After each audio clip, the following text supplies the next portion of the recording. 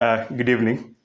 I just found out that most of the people who listen to me are actually men, which is funny. It's usually said outside there that men rarely learn things. So I think it's primarily a function of the domain of the enigmatic and miraculous that 70% of my audience tends to be men. So I think naturally I may want to speak about masculinity more because if men are learning, then ladies you can rest. we'll come to your stories sometime later. So consequently, today we're speaking about masculinity and what it means.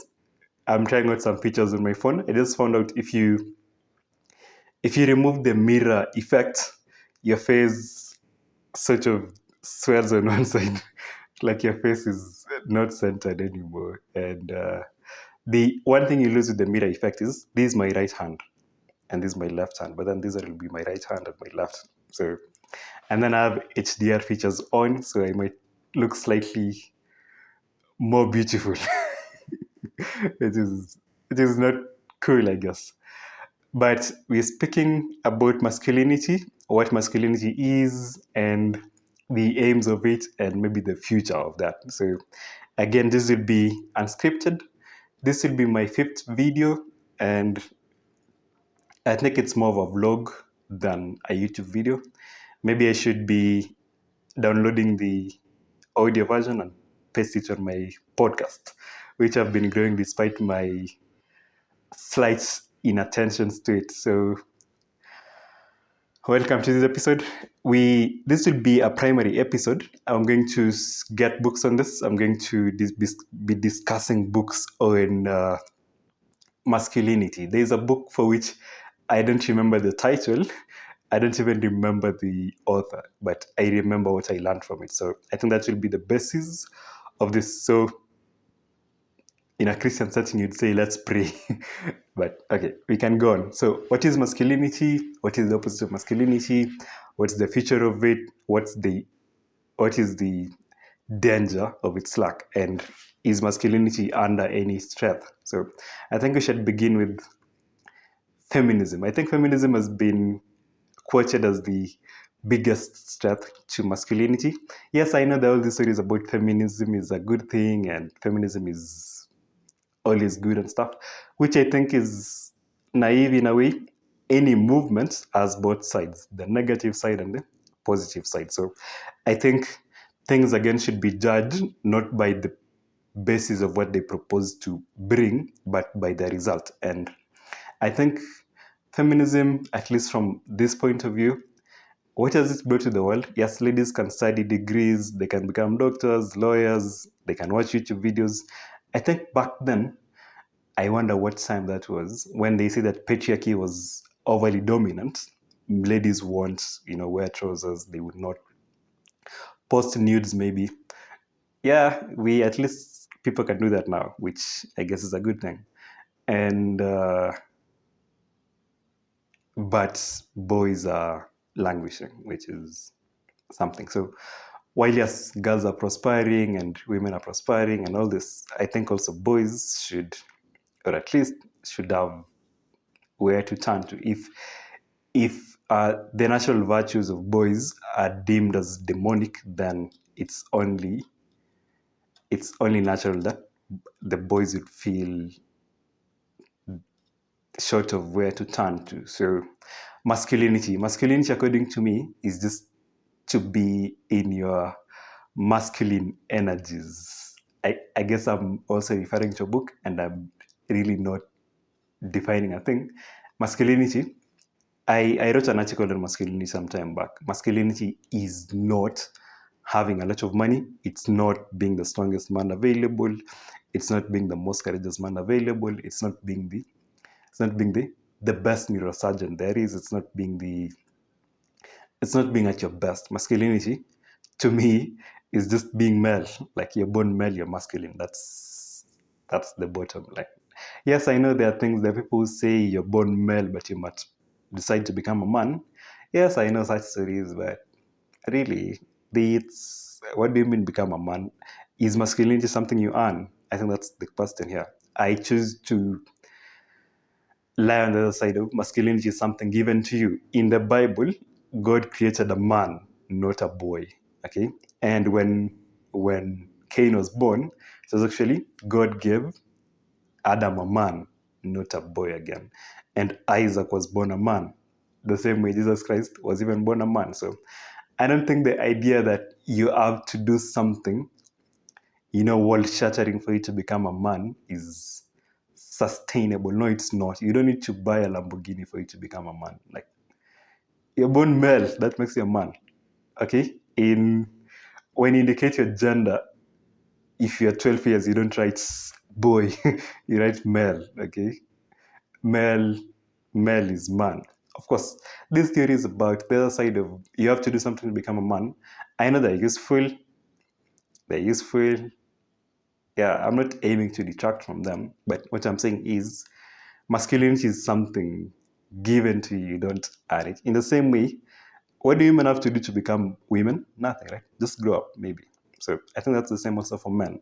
While for masculinity, it means shouldering the problems of the world, which I think also is wrong. I think that's not the way to look at masculinity. You're just a man. You don't need to fight battles for you to become a man. Okay, look, I am Nandi. I'm from the Nandi tribe, that infamous or popular warrior tribe, and then I come from the clan, which the richest and yet the most violent of clans. So I know those things. I know about fighting. I know about hunting. I know about doing very dangerous things. Like, I know it more than you do. I have been initiated and circumcised. I've slept in the bush for more than a month. Like, I know these things, okay? You're not coming to lecture me on that. What I'm saying is masculinity is not earned, it's something given to you. Okay? Like, after all those things we've done, just to be initiated into, I don't know, masculinity, I still think as man as I was when I was a boy. Of course, there's some benefits. I think there's a book by Michia Adiade. I don't remember. I think he was a guy who was focused on studying histories and myths and all those things. And yeah, there's the place of ritual and traditions where a boy is told, from now on you cease being a boy and you're now a man. In the Western cultures, I think boys sort of are initiated into manliness when they get a driving license, which again is a ritual. In Africa, not all cultures, initiated people or circumcised people. In fact, from where circumcision came from, which is the tribe of Israel, the nation of Israel, at least under Abraham, it actually came from God. So it was God who initiated circumcision. Before that, there is no history books which record circumcision. But then it was taken up by almost all other tribes to show that actually we did not come from Africa, but we came from Middle East or something, the Eastern nation. So I guess I'm going to do a video on evolution, why it's nonsensical. Like, I mean, it's stupid, but people believe in it anyway. So after Abraham was circumcised, was he a man? Was he a better man after that than before circumcision?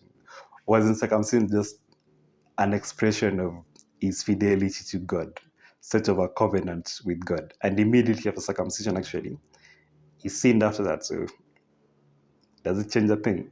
There are some Hebrew scholars, Jewish scholars actually say that circumcision was so important to the economy of Israel that God would not have created the world without circumcision. So that's like dogmatic in the worst way possible. But also, from the culture I come from, you cannot really be a man if you're not circumcised. But then I think, like, I don't think that's really the way to look at these things. Like, you're born a man, whether you're circumcised or not, you're a man. Whether you're initiated or not, you're a man. You don't need to do difficult things for you to become a man. Yeah, that's That's my posit. So masculinity for me is just being male. It's maleness and nothing more. Okay. So yes, you have to study medicine for you to become a doctor. You have to study education for you to become a teacher. You have to study philosophy for you to become a philosopher. So if you want to become, should I say, more masculine or more manly, then you have to study about that. So that's all there is. They are men, and then they are better men. So the same way we have human beings and they're better human beings. We are not the same. I know again. Feminism and political correctness aims to say that we are the same. Yes, in the sight of God, maybe, but you know, some people smoke, they drink alcohol all day, they fornicate all day. You are not the same with those people. Like they live life foolishly. So yeah, the ways of the ways of life are not the same. There are consequences to every action. So there's such a thing as right and there's such a thing as wrong. So if you want to impose wrong values as right and right values as wrong, then you're deluded. Okay, we we grew up. The first subject of the Bible really is the old question of morality. Is there such a thing as right and wrong? And if you believe in any religious writing, in the time of Christ, people wanted to do away with Christ. But in our time, people are doing away with the law. So people are like, you just define your morality, just define what is good and wrong. Like I just need to consult my head and then I'll decide whether what I'm doing is wrong or right. I mean, we have constitutions and rules and laws and stuff. If if morality was relative, then why do you have people in prison? I mean, I could just decide my own things, right? If morality was relative, then why are some things considered evil? Why are some things not good? Why are some things good? Which again, it just like it's a fallacy really. Morality is the basis of all things. Yes, you can do as much as you want to do away with God, but then he remains. He's in heaven, he's not on earth. You cannot affect him. Like he's still there. And one day he's coming to judge you, and he'll be judged according to what you do, what you believe. So prepare for it. Okay? So masculinity is again maleness, okay? And Adam before sin, Adam and Eve, Adam before sin was not worried about whether he's a man or not. But after sin, now we are here. We are worried about, am I a man enough? Should my penile size define my manliness? Should my muscle size define my manliness? I actually find this, there's something I used to find fascinating. Again, I said I'm Nandi. So most Nandis is just like my size, like small, maybe lean and tall. And they were valiant. They were valiant in war. So what do you mean you need like a big body for you to win battles? Have you seen the photos or the sculptures of Alexander the Great? Was he big? You know, such questions. Was he masculine? Have you seen the Spartan warriors? Were they big? Were they walking around with hands the size of, I don't know, the size of thighs? Okay, this whole notion that you need to go to the gym 20 hours a day. I mean, where did you get it from? You know, that you need to earn like a six-figure salary for you to become a man. What if the economy collapses? Are you a man now?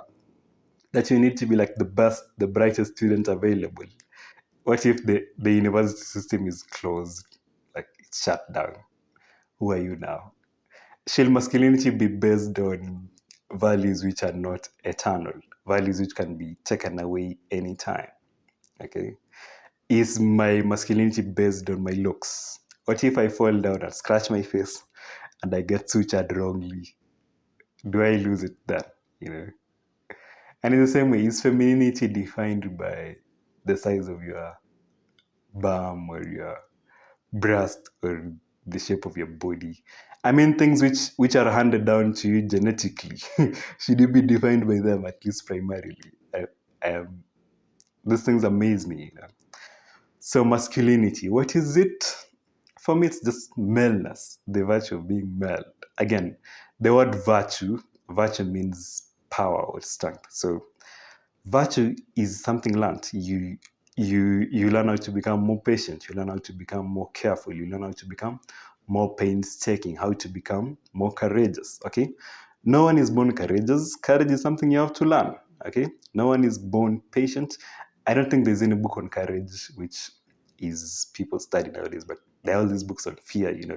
Fear women, fear men, fear the economy is falling, God is coming back. Should always be in fear and stuff. But I don't think we need to study anxiety. We need to study courage. Okay, how does someone get centered in a culture like ours?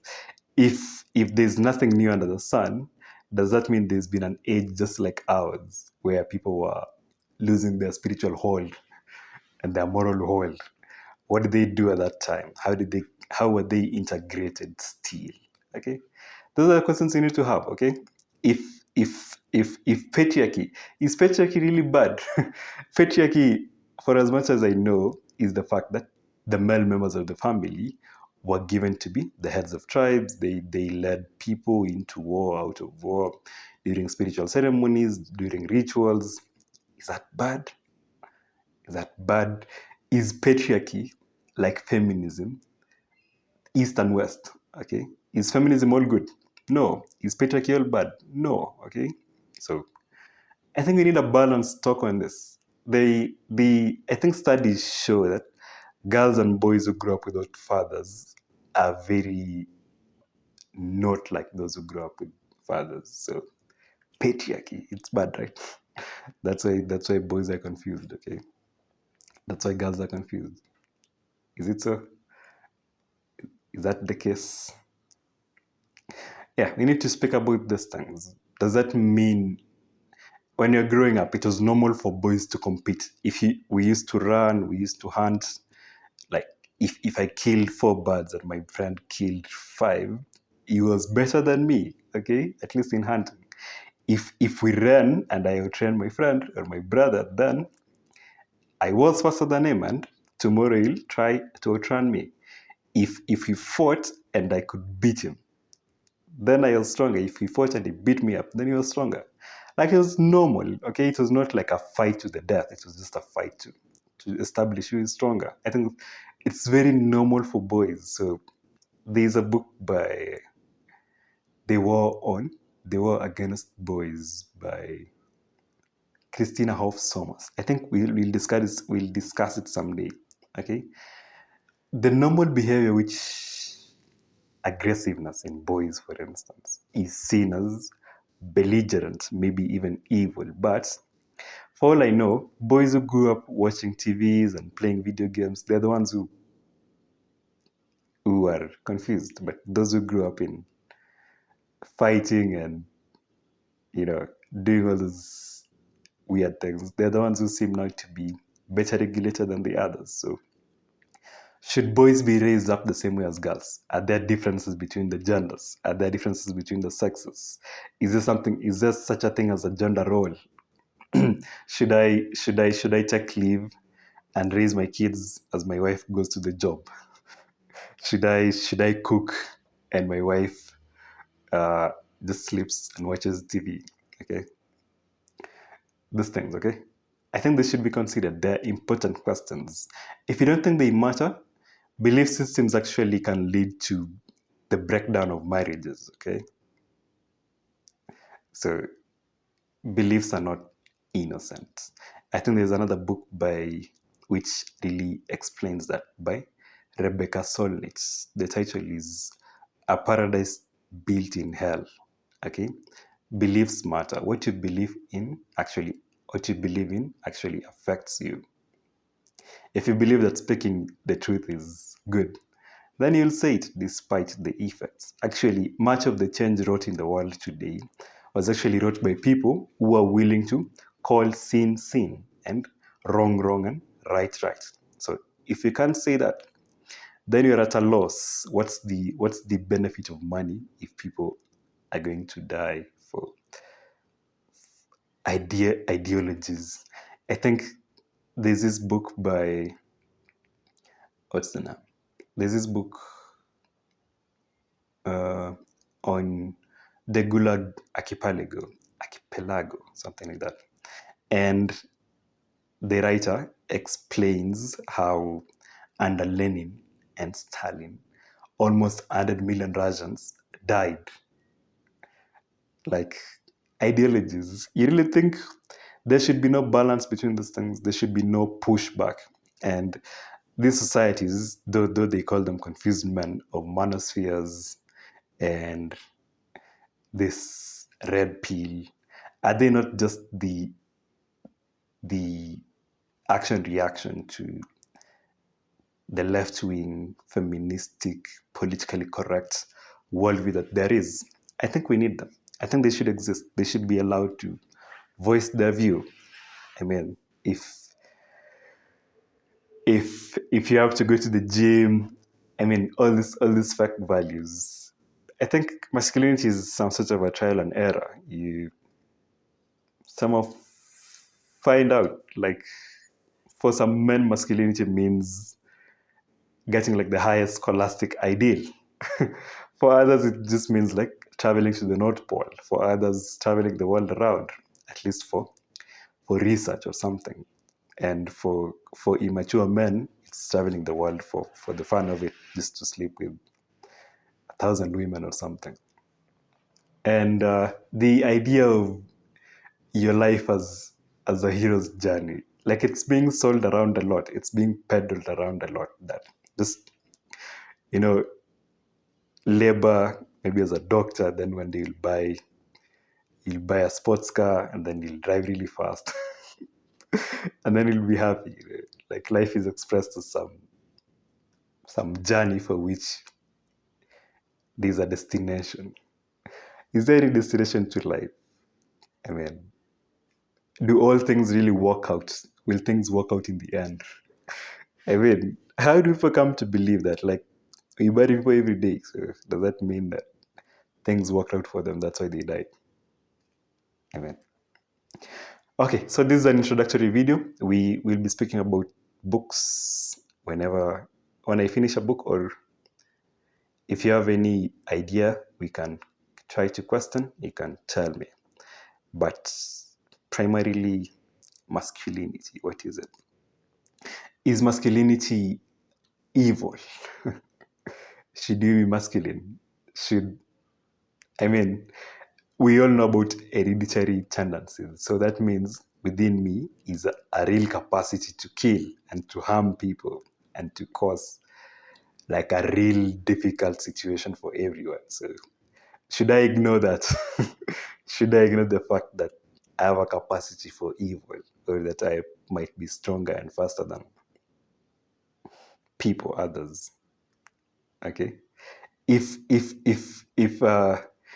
I can think about things faster than other people, does that make me evil? Okay. Is there any room for competition? Is there any room for healthy, expressive humanness? Like, just be who you are. Eh? Some other people paint things. Some other people cannot paint, but they can drive, or they can be farmers, or they can be doctors. So that's a bad thing. Are we meant to be the same? Yeah, think about this.